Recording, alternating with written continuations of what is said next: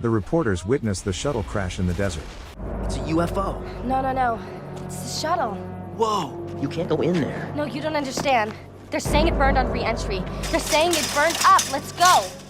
The group climbs over the fenced area and inspects the shuttle. I don't understand. I thought you said that it burned up. That's what they want us to think. We gotta check this out. Despite the danger, the journalists explore the spacecraft and find astronauts. Oh my God! What the hell happened here? Dude is jacked up. The group realizes something horrifying. Those wounds don't look like they're from this crash. Whatever they're from, they look painful. The female reporter hopes to find survivors. Look at all this damage. Nobody could have survived. But something unexpected happens.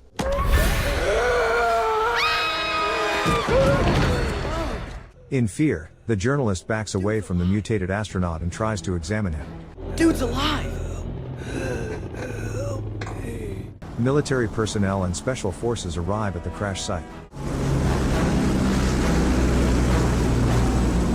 The journalist warns her friends that they need to leave.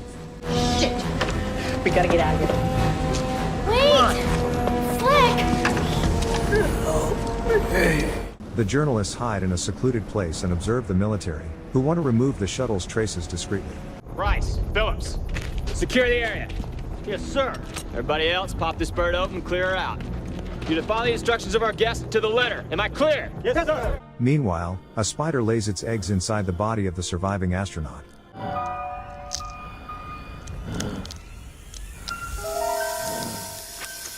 Soon, the journalists witness military doctors attending to the injured person. Bringing out that guy. Good, he's getting some help. Instead, a special forces officer interrogates the unfortunate astronaut. What happened to mother-in-law? Can you hear me? Talk to me. What happened up there? You hear me? Who's mother-in-law? The doctor wants to send the astronaut to the hospital, but the special forces officer objects. He's not going anywhere, Doctor. This man needs medical attention. He's got extreme edema, massive internal hemorrhaging. We've got the pathology lab. What the fuck is wrong with you? This man, he's going to the hospital. The journalists realize they have become witnesses to a terrible secret. A few days earlier, scientists in a lab injected a common tarantula spider with a dangerous vaccine. The animal and its astronauts were launched into space on the shuttle Solaris. All this is happening as part of a secret experiment. People have no idea yet what catastrophic consequences await them. How much longer, Solaris? We've got more important fish to fry.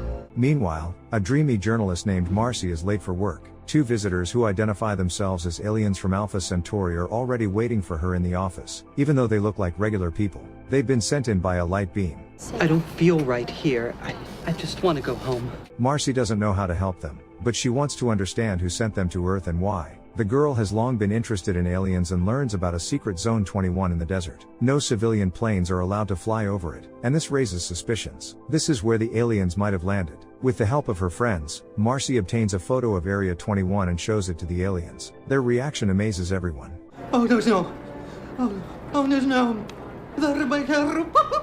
Marcy decides to urgently introduce the aliens to their editor-in-chief, named Phil. Although their newspaper publishes articles about space, Phil doesn't like the idea of interviewing aliens. He thinks the strangers are liars and kicks them out. Instead, Phil tells Marcy to write an article about the shuttle Solaris, which recently launched into space. It's not hard news. Marcy, this conversation's officially over.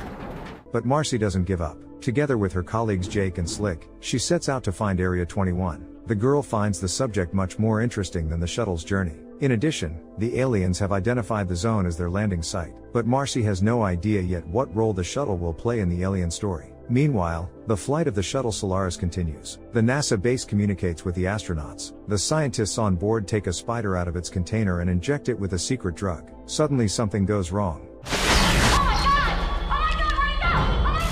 Something terrible happens on the shuttle. All systems go out. The astronauts are screaming and worried for their lives. The base thinks there is a radiation leak on the ship, but they are so wrong. The astronauts' health is deteriorating. The pilot's face is already beginning to swell. He begs the base to allow the shuttle to make an emergency landing. CIA agent Gray, who oversees the flight, reluctantly allows the landing. He's not worried about the people, but about the secret project named Mother-in-Law that was being conducted on board. No one must find out about it on Earth. By nightfall, The group of journalists arrives at Area 21 in the middle of the desert. Marcy examines the area through binoculars. Marcy, what are we doing here? There's nothing out here. That's what they want you to believe. The girl believes in conspiracies and often takes her friends to such secret sites. Jake and Slick have long been used to this and only make fun of Marcy. Slick gets tired of sitting in a stakeout and offers to sneak into the area so they prove nothing is there and go home. In the meantime, Marcy gets a call from her supervisor telling her that the shuttle Solaris burned up on landing. Phil is outraged that his subordinate knows nothing about it, even though she was assigned to write an article about the shuttle. Now Marcy is interested in the shuttle news, but the angry boss has already reassigned the article to another journalist. Marcy is upset, but at that moment, the Solaris lands next to the group in Area 21. It hasn't burned up, as the official news reports claim. Marcy is alarmed. She decides to investigate on her own and climbs the fence. The guys reluctantly follow her. Through a hole in the hull, the journalists climb inside the shuttle. Everything is broken, and something terrible has obviously happened. There are astronauts lying all over the place, beyond help. They could not have been injured in the fall. Also, there is a spider crawling around the shuttle, but they don't notice it. Marcy walks on and encounters a surviving astronaut.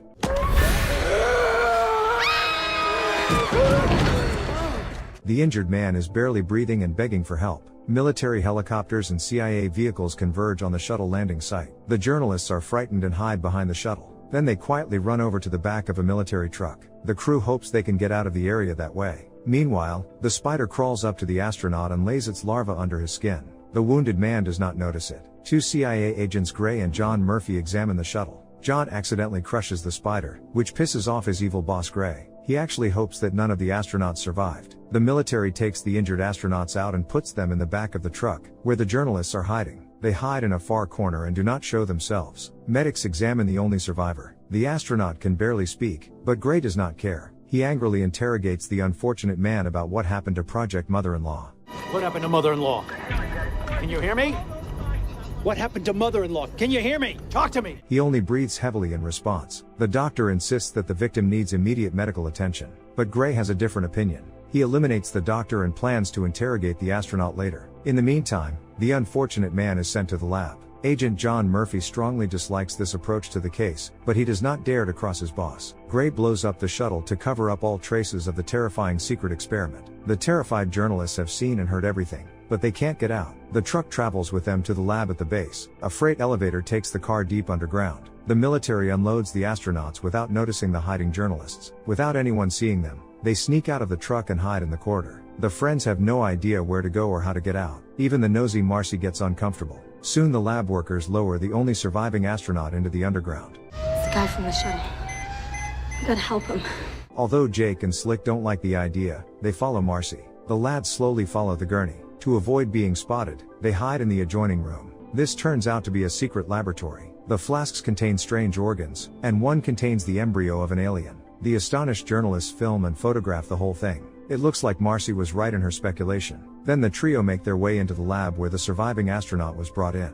He is put on N4 to stabilize his condition. The guys take pictures of the man, causing him to regain consciousness. Must stop Mother-in-Law.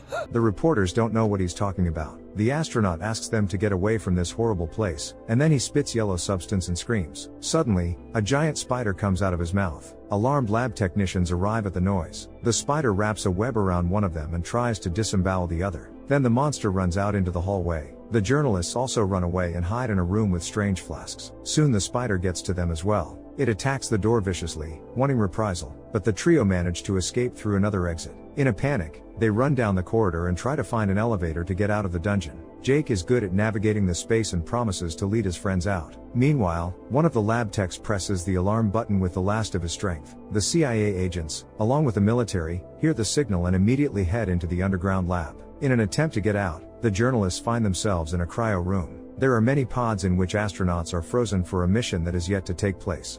This is so creepy. It's like a bad sci-fi movie. The fellows have no idea yet what terrifying experiments astronauts are being trained for here. The reporters are afraid they won't get out of here alive. The CIA and the military go into the lab to see the astronaut from whom the spider has come out. Agent Gray strictly orders that the monster be caught and brought to him alive. The military commander is worried about the soldiers' safety, but once again Gray doesn't care about people's lives. Meanwhile, the reporters pass through a room with cocoons hanging from the ceiling. They contain people entangled in spider webs. The friends stumble upon an open cocoon and run away in terror. They reach the stairs and notice a huge spider web at the top. The reporters realize that the spider is sitting on it, but they hope to slip past unnoticed. Suddenly the spider jumps right out at Jake. The guy tries to fight back and almost falls down the stairs. At the last moment, the friends grab Jake's legs. The spider manages to bite him and runs away. After that, the monster undergoes another mutation. Now he is even more dangerous. But the journalists are unaware of this and are resting in the hallway. Suddenly, they notice a room where the mysterious mother-in-law project has begun. There's a pile of spider flasks and formulas for deriving the dangerous vaccine. I think it's safe to say this is where it all began. Jake hacks into the computer to get more information, and Marcy finds a photo of the alien who came to her office this morning. There is clearly a connection between this place and the aliens, but the guys have no idea what it is yet. Jake discovers that this lab has been experimenting on spiders that lay eggs in living flesh, and on the shuttle Solaris, the spider was injected with alien DNA. This had to be done exactly in space to create favorable conditions for the DNA to be implanted. The guys also learn that the bite of such a spider is 100% destructive to humans. Jake immediately becomes uncomfortable because the monster has recently bitten him. The guy starts to panic and says farewell to life. Fuck you guys, fuck this place, and fuck that fucking spider! As a last act, however, Jake decides to rendezvous with the spider and goes in search of him. He runs down the corridor screaming and suddenly starts mutating. Soon the spider pounces on him. His friends can't do anything to help him. Slick tries to calm Marcy down and convinces her to keep looking for a way out. Finally, they get to the elevator and start going up, but the elevator gets stuck between floors and won't go any further without a special pass. The friends get out through the top grate and climb further up the stairs. The elevator rides up past them. The two open the nearest door, behind which the spider is already lurking. Terrified, they jump off and fall down the shaft. Luckily, a net of cobwebs appears at the bottom, but the spider quickly descends to them. I'm stuck! I'm stuck! Marcy manages to get her sweatshirt off and gets to her feet. She tries to unglue Slick, but to no avail, and the spider keeps getting closer. Slick yells at Marcy to run away. The monster comes down and attacks the guy. In hysterics, the girl jumps onto the stairs and quickly climbs up while the spider deals with Slick. When the girl gets to the top floor, the spider tries to chase her, but the door is shut just in time. Now Marcy is left alone. She sobs and curls up in a corner. The last words of her friends run through her head. This gives the girl strength, and she decides to fight on. Meanwhile, the military is inspecting the tunnels. Some of them have already fallen victim to the spider. Agent John Murphy also rummages through the subterranean floor and hears a suspicious noise. But it's not the spider making it, it's Marcy. He spots the girl and runs after her. Marcy arms herself with a piece of rebar and attacks John from around the corner. Calm down, I'm not gonna hurt you. But Marcy doesn't believe him and takes the upper hand in the fight. Murphy gets on his knees and swears that he is not a bad guy. However, the girl is too angry and wants revenge. John lives through the revenge attack and runs after the girl again to save her. He eventually manages to disarm Marcy. She tries to break free, causing the young people to fall into a flooded basement. The girl hits John, and he tries to pull her out of the water. Suddenly a spider grabs the guy and drags him somewhere. Marcy cannot remain indifferent and tries to push the monster away with a rebar. She manages to save John, who has not yet been bitten by the spider. The young people run through the corridors in search of a way out. In one of the basements, Agent Gray catches up with them. He recognizes Marcy. She's a reporter for a small-time college newspaper. They actually print her paranoid ravings occasionally.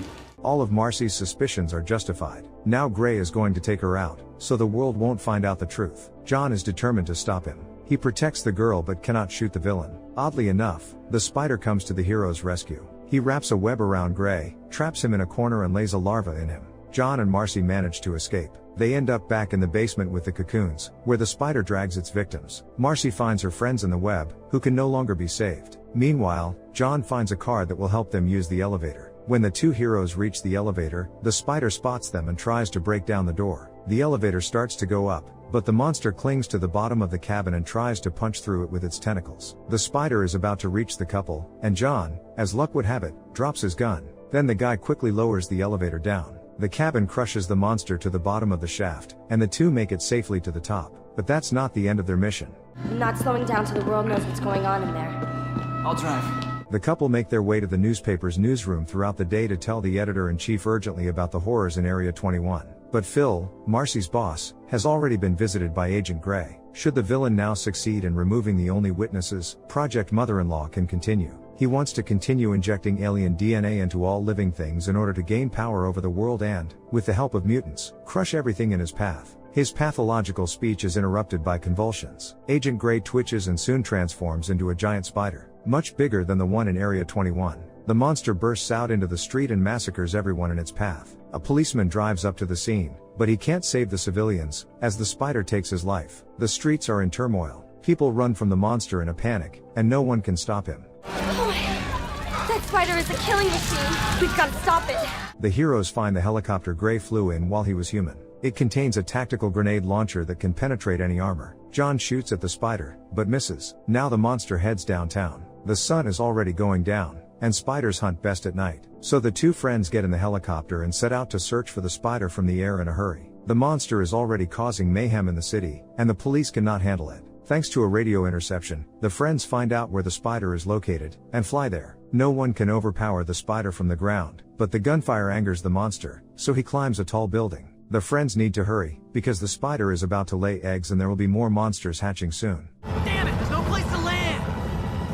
I'll take the shot. Although Marcy has never used a grenade launcher, she has to learn how to do it now. The girl ties herself to the cockpit of the helicopter with a rope and listens to John's instructions on how to shoot. The spider has already climbed to the top of the building and could attack the helicopter at any moment. The desperate Marcy tries to shoot the monster, but misses. There is only one projectile left. Now it is the girl's responsibility to hit the target precisely. John flies as close to the roof as possible, and the spider tries to catch the helicopter. The jolt causes the girl to fall out of the cockpit and hang from the rope, and the helicopter's tank rapidly runs out of fuel. John starts praying. Finally, Marcy manages to secure herself to the rope. She is ready to shoot.